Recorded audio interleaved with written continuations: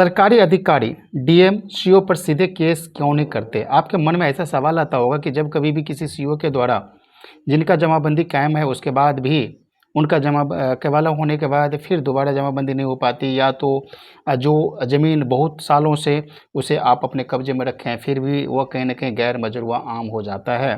तो ऐसा बहुत सारी बातें हैं जो कि आपके मन में आता होगा, डीएम सीओ को डायरेक्ट सीधे केस क्यों नहीं करते? तो सेक्शन 80 सीपीसी की बात करते हैं।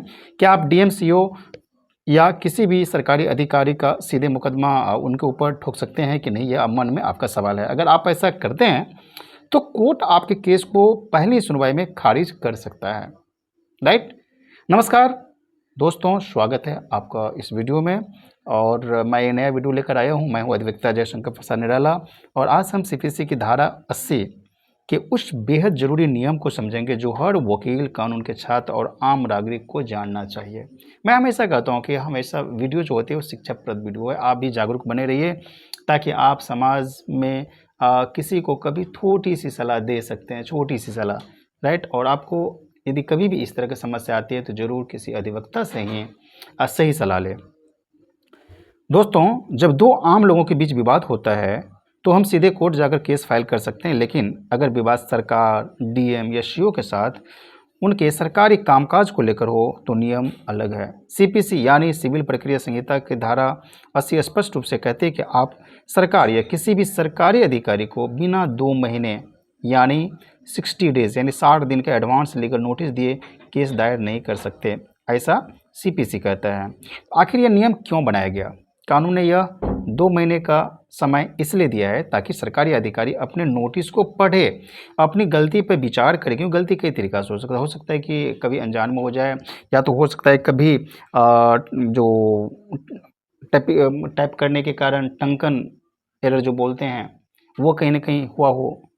ठीक है, तो टाइपिंग एरर भी हो सकती है, किसी उनके स्टाफ के द्वारा गलतियां हो सकती है। तो अपनी गलती पर विचार करें और मामलों कोर्ट के बाहर ही सुलझा ले। इससे लिटिगेशन कम होता है और कोर्ट का समय बचता है। राज्य सरकार के मामलों में यह नोटिस मुख्य रूप से जिले के कलेक्टर यानी डीएम को भेजा जाता है। अब एक बड़ा सवाल है, मान लीजिए सीओ साहब कल ही आपका घर तोड़ने वाले हैं, तो क्या आप 2 महीने इंतजार करेंगे? बिल्कुल सही बात भाई, कि आपका घर बना बनाया घर, इतनी मेहनत से आपने घर बनाया और सीओ साहब ने एकाएक जो है कहते हैं अतिक्रमित ये ज़मीन है और आपका जो घर तोड़ने के लिए भेज दिया, तो क्या आप 2 महीना इंतजार करेंगे? तब तो घर तो पूरी टूट जाएगी। बिल्कुल नहीं। ऐसी इमरजेंसी के लिए सीपीसी की धारा 82 यानी 80 का सबसेक्शन जो है 2 है का प्रावधान है। इसमें आप कोर्ट से विशेष अनुमति लेकर बिना नोटिस दिए भी तुरंत केस फाइल कर सकते हैं। लेकिन ध्यान रहे, ऐसी स्थिति में भी कोर्ट जो है सरकार का पक्ष सुने बिना कोई एक तरफा स्टे ऑर्डर पास नहीं करेगी। अब निष्कर्ष क्या है, जो रिजल्ट निकलेगा यह हुआ कि निष्कर्ष यह है कि सामान्य स्थिति में सरकार पर केस करने से पहले धारा 80 का नोटिस भेजना अनिवार्य है। तो आपने सेक्शन 80 जो सीपीसी का है उसके बारे में आपने समझ गया। उम्मीद है आपको यह कानूनी जानकारी स्पष्ट रूप से समझ आ गई होगी।